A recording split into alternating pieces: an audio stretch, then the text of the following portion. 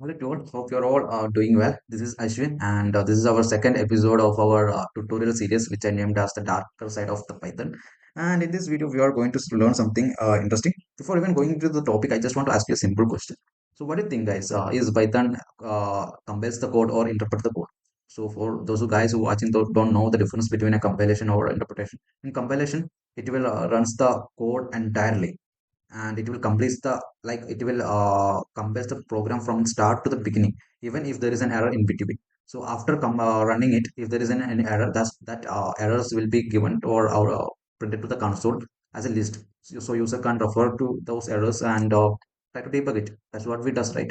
When it comes to interpretation, it does not run the entire code from the starting to the beginning. Instead of that, it just runs line by line. So if there is any error or syntax errors in any line, then it won't move to the next code. Instead of that, it will just throw an error and the user will get that error. So when it comes to compilation, it will be sure that the code will be run from start to the beginning, even there is an error. But when it comes to interpretation, if there is any error, then it won't go further. So there are there is no not sure that it will run from start to the end. If it does, that means your code runs successfully, there is no syntax errors, and it will be moved to the next stage. So that was the main difference between the compilation and interpretation. So what do you think, guys? Is Python compiles the code or interpret the code? And the answer for is that Python does both. Believe me, guys, this is the truth. So we are going to look into that. So whenever you type this command, which I bet that you guys are familiar with, Python hello dot, sorry, py. So this is a familiar command that will be used for running Python code. So whenever you start to write this code, the Python will initially is the interpreter, and interpreter will understand that this code should be run in an script mode, where the hello.py, the contents within the hello.py will be treated like a text. And at the moment you start to run this code, what is going to happen is that, okay, let me just erase it. It is going to run the code in multiple stages. So the first stage will be lexical. There are other simple like minor stages that happening under the hood, but important things that happening is that lexical analysis. Let me just erase it and type it. Lexical analysis. So if you are from a data science background, you might have heard about lexical analysis, and the meaning for that is similar to this one also. So in this space, that text that within the command we have given like hello.py file, the text within that file will be tokenized. So it will be converted into tokens. This is what happening in the lexical analysis phase. And in the second phase, there are like after completing that phase, we go to the second phase, and this phase is called as the parsing phase. Parsing phase. So in this space, the Python interpreter will check whether the tokens follows all the rules that should be followed by an token for a Python code. So if there is any mismatch, or if the token is not following the rules or grammar, then it will throws the error. So this is the phase where Python uh, catches all the syntax errors and show to the user. So whenever you try to code and if you get a traceback error messages, so you can understand that the Python interpreter reaches to the parsing phase, and then the tokens are checked with the grammar that should be matching or not. And the interpreter found out that there are some mismatches and errors, and this is the phase where all those errors given to the user. And yeah, after completing this phase, if this phase is successful, then the Python interpreter will move to the next, not the next phase, it is part of this phase also. It will create a concrete, you can just erase it and try to write it in a cleaner way. Concrete, again, concrete syntax tree. So in this case, if all things are gone well, it will create a concrete syntax tree, which is it has more similarities with the tokens that we have created in the first phase. And after creating this concrete syntax tree, we will be create, or the interpreter, not we or us, the interpreter will be creating abstract binary tree. Sorry, syntax tree. Syntax tree. You can call it like AST. tree. So this abstract syntax tree will be more lower level implementation or tree like structure of this token. And after converting this abstract syntax tree, it will be moving to the next phase, which is third phase. So in this phase, the this created abstract syntax tree will be executed and converted into an intermediate bytecode. So this code like .py file will be actually not converted. It actually compiled to .pvc or .pyc code, intermediate bytecode. So whatever like in the initial stage we have this hello.py, and this file is converted to something like .pyc extension. And if there is no cache if there is this file is run at the first time, then the Python interpreter will create an bycache folder, and this folder is cached into that folder. So this is the first part of our execution of Python, or not Python, the Python file itself. And we are only to the first stage, and we have actually what we have done is that we have compiled the code. Hope you understand that what I am trying to say. So in this, still in this process, there are another stage still have to do, where it will be converted into a machine code where actually the machines can understand. We are still reached the first stage where we created this an intermediate bytecode, and to create that we are actually compiled the code, not interpreted code. I mean, there are so many misinformation, like whenever you are in a starting phase of your Python lesson, many of the articles and teachers might have teach you like Python is an interpreted language, but it's not the truth. Actually, in the first stage, Python will be compiled to an intermediate bytecode. And now comes the next stage. Let me just again erase all this text. Okay, yeah. So in the second stage, what is going to happen is that we have this .pyc extension file in our hand, and the Python interpreter, or yeah, Python interpreter will be give the control to the actual software, or yeah, software, we can call it as a software, which is Python virtual machine. So my Python virtual machine take this .pyc file and convert into a machine code. So Python virtual machine PVM takes the code which is .pyc file and convert into a binary or machine code where the machine can understand it. And if the machine understand it, then you will be getting the output. And in this case, we have this hello.py file, and basically in that we will be printing something, and machine will understand we have to print that. Then it will just print that data. So this is what basically happening in the mm, execution process of Python. So that's all about the introduction. I know it's took a while, and now we are going to move to the topic. Yeah, actually the topic is just getting started. So have teach you like Python is converting every code into an intermediate bytecode, which is .pyc, the file with the .pyc extension.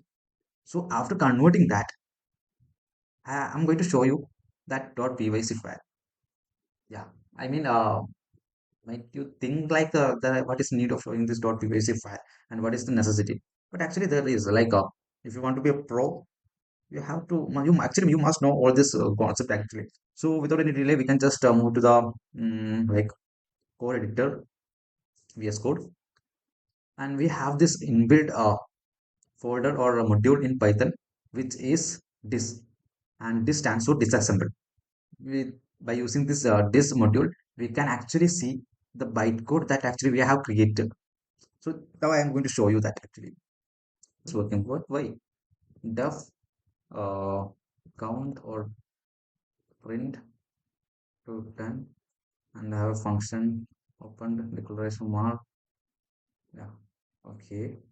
Now I can run a for loop within it, like for I in a range, maybe 10. Then I can run or print what, I plus 1, I plus 1, and I will pass this or override this any argument like space. Yeah, now it's the function is ready.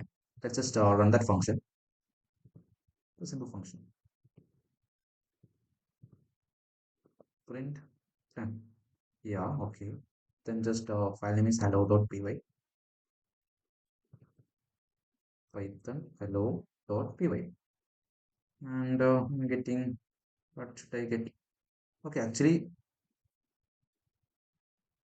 I need to call this function. and the function is not taking any arguments. My bad. Okay, let's see what will be going to happen. Yeah, it's actually printed numbers from 1 to 10.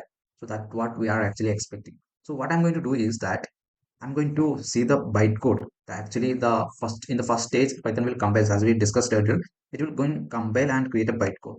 So in this stage, we are going to see the bytecode of the this function that have been created.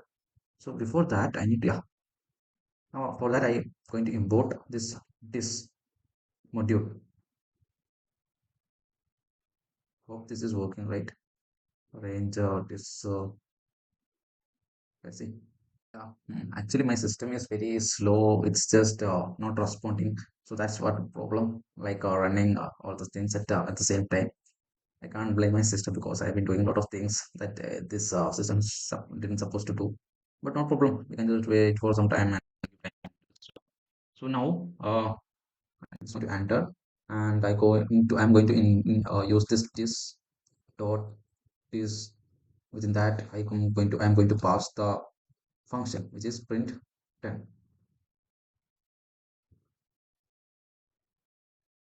I hope this is the syntax. Otherwise, we can just check it. No problem. If it gives an error, yeah, this is what I'm talking about. This is the entire bytecode that the compiler we're going to create in the first stage. So this bytecode is going to pass towards the Python virtual machine, and Python virtual machine will convert into a machine code where the machines will be understanding and creating the result we wanted. So look at that. Yeah, this weird tokens and bytecode that actually created and that makes the our simple human-like readable Python code actually runs. Yeah, get tighter, store fast. So this is what I wanted to show you. So this is the first thing, and I am also going to show you something other than that. Like we have this core stack in Python. If you are from an JavaScript background, still you have this core stack. So whenever you create a function, the function or C Python gonna create an frame, and within this frame, it contains all the resources and data that actually needed for running that piece of data.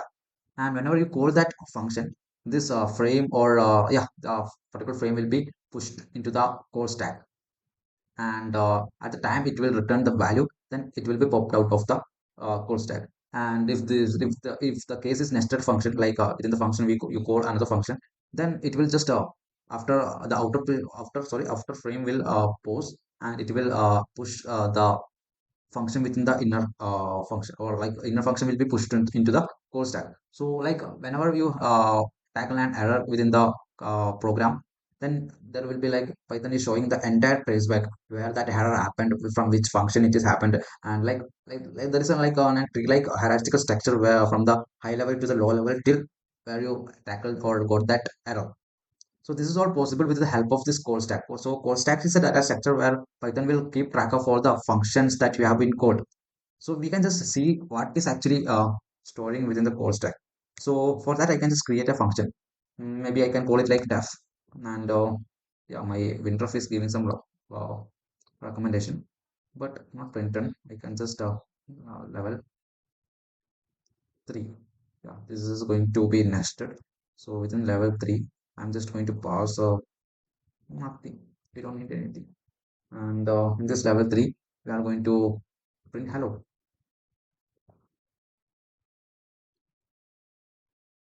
Yeah. And within another function, we are going to create another function which I call as level 2. And within level 2, I'm going to call the level 3 function. Sorry, level 3. It will print hello. So another function. And I am going to create another function called level 3. Sorry, level 1. And within this function, I'm going to call level 2. So lot of nesting is happening. Let's see what is going to happen. Like actually, I just typed with the 2 inside that function, and it shouldn't be like that. And also, this is not like that. Okay. Now the function configuration has been created. Now we can just call the level 1 function. Level, yeah, there is no prefix like or postfix level. I think it will work. If it doesn't, I can just give. Yeah. Okay, just copy paste it. Why we need to complicate things? Now I can run the function hello.py. Yeah, now the hello is printed. Actually, what is happening is that when I call level, it will the control will be going inside this level, and the Python will going to get a frame for that function. Within that, it is going to, and this frame is pushed into the core stack. And level 2 is code where this actually this frame is going to pause, and level 2 is pushed to the core stack. And within the level 2 execution context or frame, we have this f back keyword in directory or dictionary, and this fback is going to store the reference to the level 1 frame. And within the level 2, like this is the level 2 function, and within the level 2 we will be calling the level 3, and again control goes to level 3 where a new frame is created and it is pushed to the stack.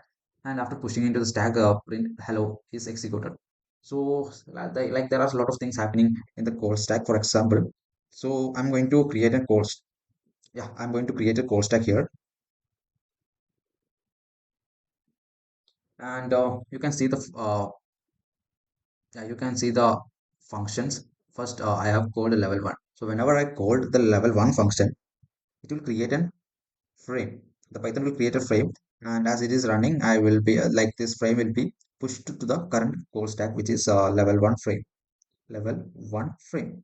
And the Python this frame will contains all the piece of information and data and resources that needed for running this piece of code. And after getting creating this frame, the Python will start to execute the body of that level 2 function, or sorry, level 1 function. This is level 1. And after start to execute level 2 function, it will tackle with this new function called level 2. Sorry, level 2. So when at the moment it sees this level 2 function or function 2 level 2 function code, the Python will pause the current frame and create a new frame. And this new frame is actually pushed towards this call stack, which is level 2. So after pushing to the level 2, it will again start to execute the body of the function level 2. Then we see, like you can see here, after passing the level 2, like calling this level 2 function, it will again tackle with this new function code, which is level 3. So at the moment, it will again going to pause this level 2 frame and create a new frame, which is level 3. Level 3. And this level 3 is actually, this level 3 frame is pushed into this call stack level 3. And after seeing this level 3 will be starting to execute. So level 3 will be start to execute, and level 3 will have what? Print hello. So print hello will be executed, and after that there is nothing, so it will be going to return none. So at the moment it returns none. At the moment it going to return none, what is going to happen is that this level 3 is popped out of the stack, because it is actually written, that function is actually written. So what we are going to do, we will be just erasing it. What that means, this frame is popped out of the core stack. And after that, where the current frame, yeah, level 2, we start to resume it. And we have code from level 3, and it will be going to execute the next code, but here the next code is nothing, so automatically it will return none. So at the moment it again returns and value to the top. What it does is that it will again pop out that level 2 frame from the core stack. So again I'm going to erase that level 2 frame. So level 2 also popped out of the core stack.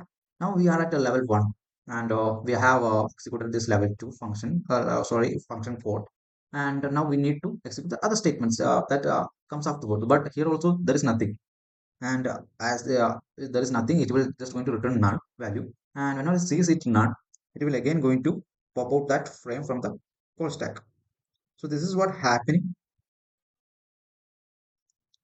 in a code stack of Python. This is very helpful for traceback, like errors, and if unexpected errors are happened in your program, you can just trace all your errors like this. This is a so we were talking about showing the logs of this traceback or code stack, that whenever we code this functions within the Python, it logs all created frame and push towards the code stack. So we can just see that. For that we have this module called traceback. Yeah, this should work. And within this level 3, which is the inner level function, the last function that we have called, we can code like trace, sorry, back dot print stack. It will print all the stack that actually currently create. So let's see. Right, it's giving that sorry, the warning. It shouldn't be that. Let's see. Let's just run that code. See what will be going to happen. I will be seeing, yeah, this is what I'm exactly talking about. We will be seeing the current log, how the stack or frame is created. So currently this is hello.py, and within that line 10, where is the line? Yeah, the level one is pushed to the towards the stack.